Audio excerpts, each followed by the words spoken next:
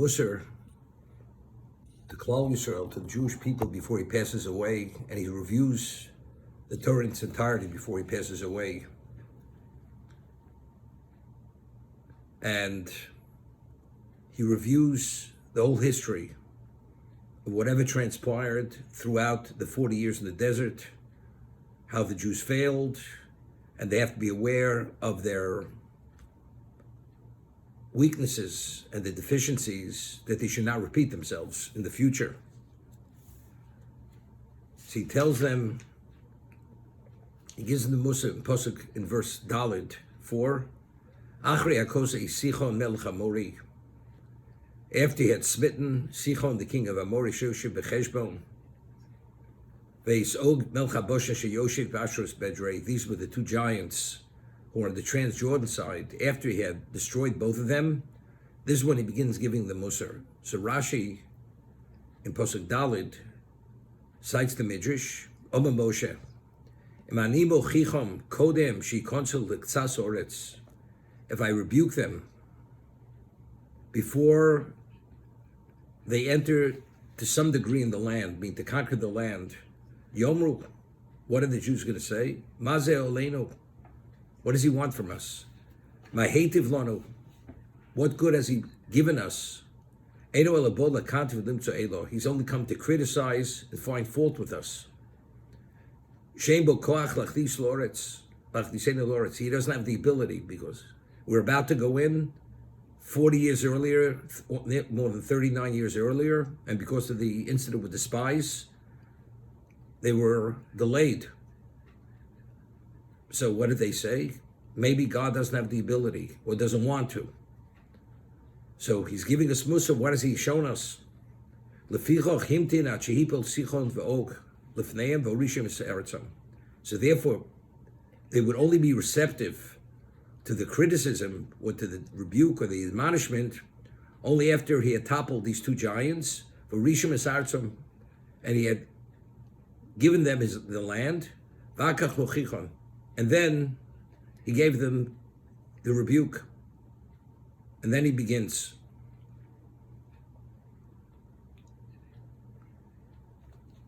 So over here, when he begins, in Pasuk Vov, in verse 6, he says, Hashem Elokeinu diber eleinu b'chorev lemor. Hashem Elokeinu. God Elokeinu. What is Elokeinu? We say Shema Yisrael Hashem Elokeinu. God's the Almighty. But it's stated in the context, it's something which is possessive. It's our God. I mean, God is the God of the world. God is the creator. All mankind are God's creation. Yet whenever we refer to Hashem, it's Hashem Elokeinu. Hashem Elokeinu, diber eleinu b'chorev lemor. It's true, God is the Almighty. He's the master of everything. But in terms of the personal relationship, later we see Moshe refers to us. He says, Bonam Hashem l'Hashem Elokechem, you're God's children. God in Egypt said to Moshe, go tell Pharaoh, B'ni b'chor Yisrael, the Jewish people are the equivalent of my firstborn. That's the relationship between us and Hashem, which is not the nations of the world. It's Hashem Elokeinu. Diber aleinu b'chorev lemor. He spoke to us at Chorev. Chorev is Sinai. He spoke to us at Chorev. Rav lechem shevs b'hor hazeh. You have gained much by settling in this mountain. I mean, at Sinai, we gained much. We'll see in a moment. So here, there's an interesting balaturim. The word Chorev should be written in its full spelling with a vav, between the ches and the reish, Chorev.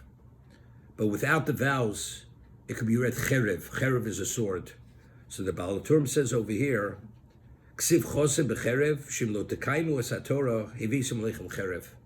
one doesn't fulfill the Torah, Hashem will bring the sword upon you. Therefore, that's what's alluding to. Hashem spoke to you in Chorev. It's Chorev. However, if you don't fulfill what you accepted, what was given to you at Sinai, it's going to be Cherev. What is this? Why is that the alternative? If If you don't fulfill the Torah, you're going to have cherev. Now, there's an interesting midrash on the Megillas Eicha. It's in the Megillas Eicha speak, of course, we're commemorating the destruction of the first and second Beis Hamikdash. But Eicha was written by Yirmiyahu Hanavi, Jeremiah. He saw the destruction of the first Beis Hamikdash, and he wrote Eicha. And over there, it says in the Medrash that two of the great philosophers of the nation's world were approached by the nation's world. They say, how could we destroy the Jews? Are the Jews vulnerable to our attack? So they said to the people who approached them, says, go see what's going on in the synagogues and the Botei Medrashos and the study halls. In those days, children, they were taught by the teachers in the synagogues. And the adults would learn in the Beis Medrash, in the study halls. He says, if you go to the synagogues and you hear the chirping of the children, being they're studying their studies, and the voice of the Torah in the Botei Medrashos, in the study halls, you cannot even approach them. But if it's silent, if you don't hear the chirping of the Torah by the children, and the sound of Torah in the Botei Medrashos, you'll be able to destroy him. Why? Because Yitzchok had said to Yaakov, Yitzchok Avinu had given the bracha to Yaakov, and he said, Hakol kol Yaakov hayadayim yedei Esav. The voice is the voice of Yaakov, and the hands are the hands of Esav. And the Midrash goes to say, if the kol is kol Yaakov, the voice is the voice of Yaakov. If Torah is being studied, then the hands of Esav cannot touch you with his hands. But if the voice is not the voice of Yaakov, if the sound of Torah is silent, the Jews are not engaged in Torah study, the children are not studying Torah, then the Yadayim will be the Yadayim Esav. Then Esav will have the ability to destroy you. Now, what bracha did Yitzchok, how did Yitzchok quantify Esav? Al Char B'Chotichya. He said to him, you will live by the sword. So what's the alternative? If you study Torah, which is a Kol Kol Yaakov, Eina Yadayim de Esav. The hands are not the hands of Esav. We're not vulnerable to Esav whatsoever. But if we don't study Torah, then it's the Yadayim de Esav. This is what the wise men told the world, nations of the world. So what is the alternative? It's Chorev. Sinai is Chorev. But if it's not Chorev, if one doesn't study Torah as we were given at Sinai, the Chas v'Sholem, then it's Cherev. Then it becomes the sword. Because that's the alternative. The alternative to Torah, if there is no Torah, then there's Esav, and Esav is quantified by Al Char B'Chotichya. We find, the Gemara tells us in Sanhedrin that Chizkiyahu Melech Yehuda, Chizkiyahu, the king of Judah, was a tzaddik. His father was an evil man.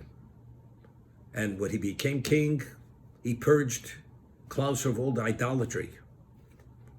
And he gathers all the Jews together, and he stands before them, and he says, I'm giving you a choice.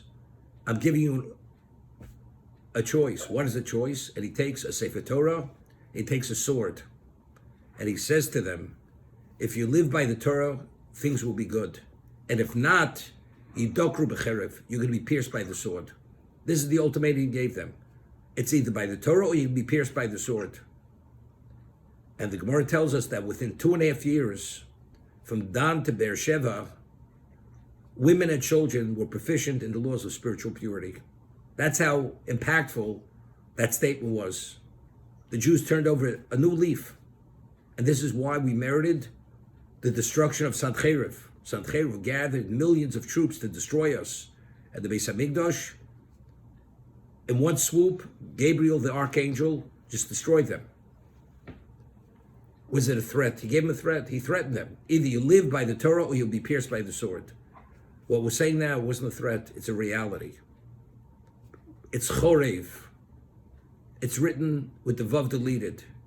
If you're committed to Chorev, which is the Torah, it's not a problem. You will thrive and live. If not, what's the alternative? It's Cherev. The alternative is the sword, because it's Yadayim de Esav. If it's not Kol Kol Yaakov, then it's Yadayim de Esav. So he's telling the reality. If you live by the Torah, that's called Yaakov. But if you don't live by the Torah, then you're going to be vulnerable to Esav, which is Cherev. When he said to them, the Doker Becherev, you can be pierced by the sword, it wasn't a threat. It's like you say to a person, if you don't breathe every so often, you're going to be oxygen deprived, or you're going to become brain dead. Deprived oxygen, your brain will be denied and you'll become impaired. It's not a threat, it's a reality.